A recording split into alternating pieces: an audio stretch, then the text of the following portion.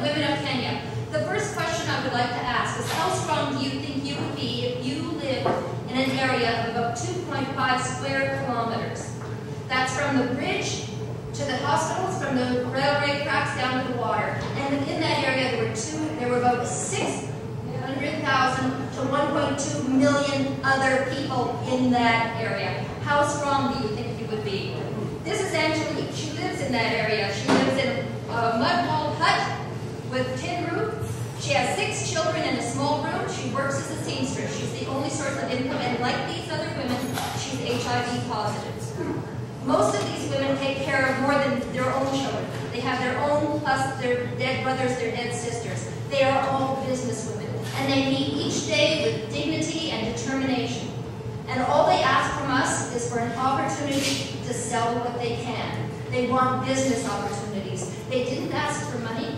They didn't ask for food or clothing. They want opportunities, and they want a chance to tell their stories and to know that they are not forgotten. They are business women. They are intelligent women, and they are caring, and they know that they have to fight every single day, no matter how sick they are, no matter how awful they feel, because no one else is going to do it for them. It doesn't matter what their place of business looks like. They're not asking for upgrades. They're not asking for anything better than an opportunity. And they do not want to be forgotten. They want to know that the rest of the world is remembering them, is thinking about them. This is a typical cooking situation. They cook inside with kerosene or charcoal. It's not healthy, it's not safe, and it's not cheap, but this is the reality. When they're given an opportunity with something like solar cookers, which would be a lot healthier for them, they look at it as a business opportunity. They took the plans, they took the materials, and they tried to turn it into a business. They aren't thinking about what would be healthier for me. They aren't thinking about what would be better for me. It's what's better for my family. It's all about sustaining their family. These women are the sole support. They're the sole income for their families. They do embroidery. They don't have lights and nice bright places to work. They work in dim little places. But they are the only way that their families, their children, are going to survive. They have to pay for school uniforms, school fees, books, and support.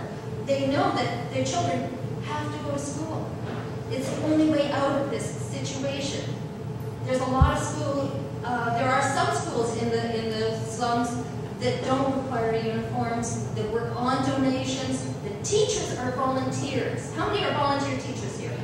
The principals are volunteers. They live on donations. School lessons are taught anywhere and everywhere that they possibly can be, because they know how important the information is. They don't have libraries, books, magazines, newspapers, TV, or the internet to spread what they need to teach. This is what they have. They are absolute masters of making do with what they've got. And for girls, there's an extra burden. When they're in their adolescence, when they're on their periods, if they don't have proper protection, they don't go to school. They can't go to school. So they lose about 1 week out of every month. These girls want to be in school, but they have no choice. It only takes $5 a year to keep a girl in school. That's all it would take. And they know that. They know how important their education is to them. There's not much they can do about it. Simple soccer jerseys let these girls play soccer. They're now in an inter-slum soccer league. Remember these girls when you see the kids playing up in Strathclair. These girls play in bare feet. And that's the norm. They don't ask for anything more. This could help. It's a slow sand filter, biosand filter. It could help because it purifies water. Except right now there is such a horrendous drought in Kenya. There's no water for it. So even though the technology's there, there's not much they can do. These are rainwater harvesters, and they help bring clean water to the schools. They help lower the cost of water for the families.